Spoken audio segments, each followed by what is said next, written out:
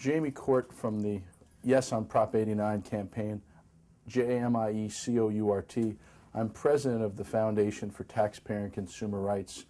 Yes on 89 is here to release some new numbers showing that during the last 5 years, $1.7 billion in checks over $5,000 have been written to political campaigns in California. This is a staggering amount that's increased over recent years. We're here to talk about how $1.7 billion should not be spent buying politicians and buying ballot measures. And Prop 89 puts an end to all that. Prop 89 limits special interest influence over the political process by giving candidates for office an option to go with public financing of elections. That public financing is paid for by a 0.2% increase in the corporate income tax. Prop 89 also will limit overall spending in the ballot measure process by capping the blank checks that corporations can write.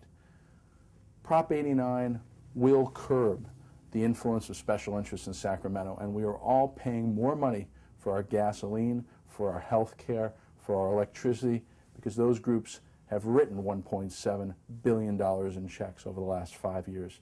If you look at the list of where these checks have come from, LA ranks as the second biggest county of origin for that $1.7 billion in checks. The top county is Sacramento. Why? Because Sacramento is where the special interest groups are housed. These checks are not coming from within districts. They're coming from lobbying groups.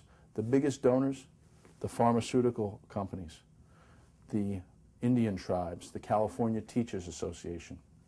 The second biggest county of origin is Los Angeles. The first county of origin is Sacramento. And the third place where these checks are coming from in terms of greatest number is San Mateo. Why? Because in San Mateo we have the California Teachers Association housed.